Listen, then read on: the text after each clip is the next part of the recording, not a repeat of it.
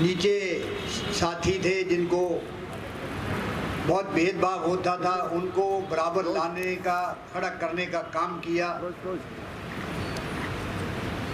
जो साथी खड़े हो गए, पढ़ लिख गए, सब कुछ उनको दिया। लेकिन आज भी कुछ एक ऐसी उसके अंदर कास्ट है जो आज भी बेचारे उसी तरह काम करते हैं। जो साथी खड़े हो गए हैं उनको इस बात का सोचना चाहिए कि उनको भी अपने बराबर समझे, उनको बराबर लेके चले। चाहे किसी भी तरह का राइट हो, ट्रेड यूनियन के अंदर राइट हो या फर्दर फ्यूचर का राइट हो, ये सब बाबा साहब की शिक्षा है, उनकी देन है। तो उन्होंने जो किया, जो एक महात्मा कह सकते हैं उनको, नेताओं से उठ के काम किया और पूरे भारतवर्ष के लिए काम किया। उनके जन्मदिन पे मैं शुभकामनाएं देता हूं। आशा करता हूं कि ये समाज उनकी जो शिक्षा है उनको आगे रखते हुए सबकी मदद करेंगे। जय हिंद, जय भारत। तेजस्वी गुड़खानी, तेजों से भरा हुए ये एक व्यक्तित्व हमारे समक्ष था जो आदर्श बना और वर्तमान में भी हमारे लिए आदर्श है। कार्यक्रम को गति देती हूँ और मंच पर सादर आमंत्रित करती हूँ महासचिव ऑल इंडिया ओबीसी रेल कर्मचारी एसोसिएशन श्री SK यादव जी को कि वे अपने विचार प्रस्तुत करें।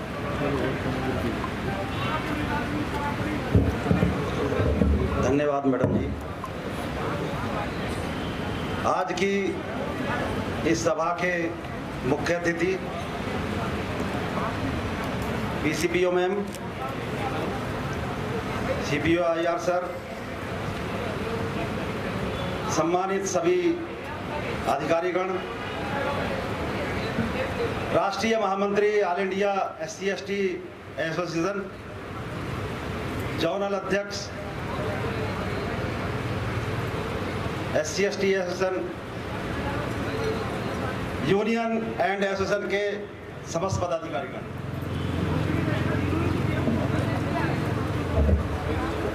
मैं all India OBC railway employees association की ओर से संविधान के शिल्पकार,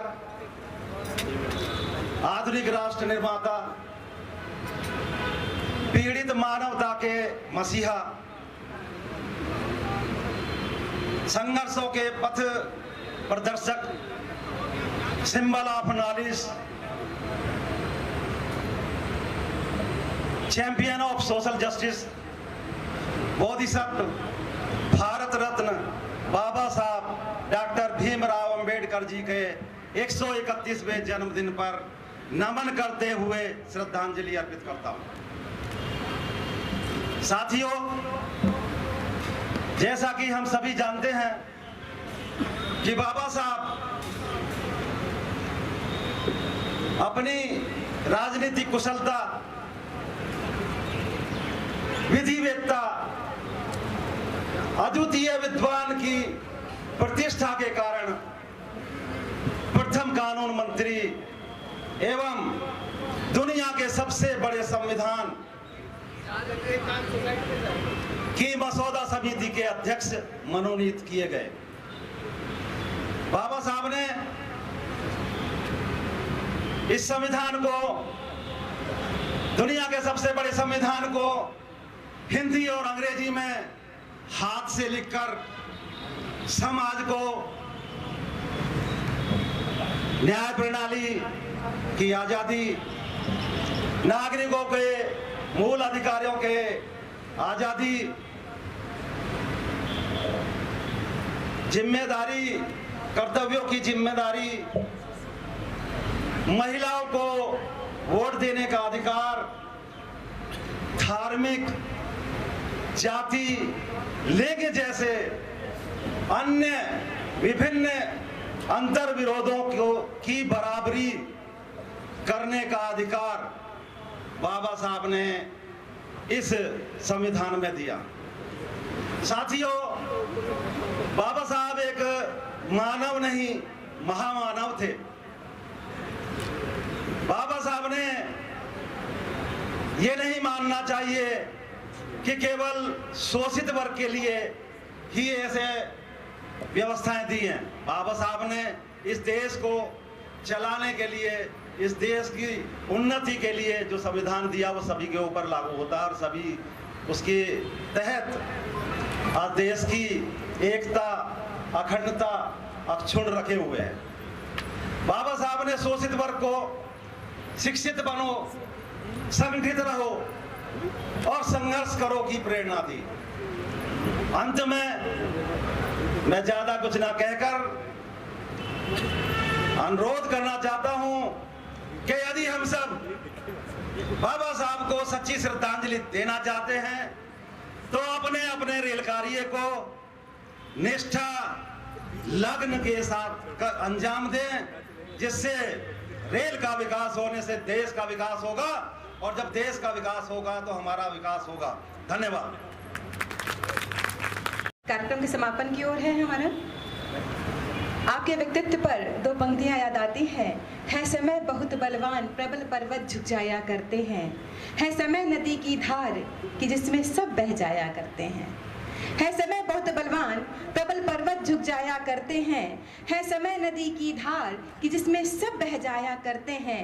अक्सर दुनिया के लोग समय में चक्कर खाया करते हैं, मगर कुछ ऐसे होते हैं जो इतिहास बनाया करते हैं। बहुत बहुत आभार। और अब कार्यक्रम के समापन हेतु मैं उप मुख्य कार्मिक अधिकारी का संबोधन प्रस्तुत करें। बहुत बहुत आभार। धन्यवाद मैम। सभा में उपस्थित रिस्पेक्टेड प्रमुख मुख्य कार्मिक अधिकारी महोदय, सभी विभागाध्यक्ष, CPO IR, CPO G अधिकारीगण, यूनियन एवं एसोसिएशन के सम्मानित सदस्य, प्रेस मीडिया से आए हुए सदस्य तथा आमंत्रित गणमान्य अतिथि एवं कर्मचारियों को इस समारोह में मैं अभिनंदन करता हूं तथा सभी को अपना आभार व्यक्त करता हूं कि जिन्होंने अपने व्यस्ततम समय में से समय निकालकर इस समारोह की शोभा बढ़ाई है। मैं विशेष तौर पर महाप्रबंधक महोदय का आभारी हूं, जिनकी अध्यक्षता में यह समारोह आयोजित किया गया। और इसके साथ साथ मैं प्रमुख मुख्य कार्मिक अधिकारी मैम का आभारी हूं, जो इस कार्यक्रम के लिए हमारी प्रेरणा स्रोत रही हैं। मैं इसके साथ साथ CPO IR सर का भी धन्यवाद करता हूं, जिनके सफल मार्गदर्शन और गाइडेंस से यह समारोह सफल आयोजित किया गया है। इसके अतिरिक्त मैं उन सभी अधिकारियों, कर्मचारियों का धन्यवाद एवं आभार प्रकट करता हूं, जिनके सहयोग से यह समारोह सफल हुआ है।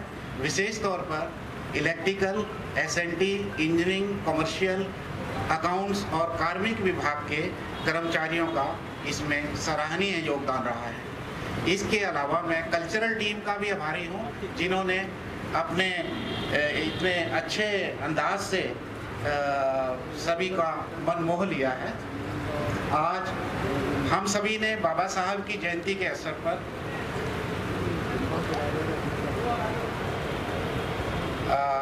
इसके साथ साथ मैं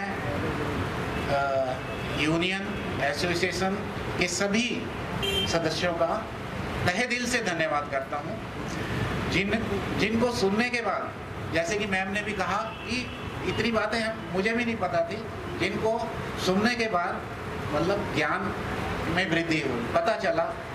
स्पेशली अशोक जी का जो डिटेल में इन्होंने बताया कि बाबा साहब वहाँ शिक्षा ग्रहण करने गए थे, जहाँ से उनकी बुक्स आ रही थी, इस चीज़ का ज्ञान नहीं था, ना ही पता था।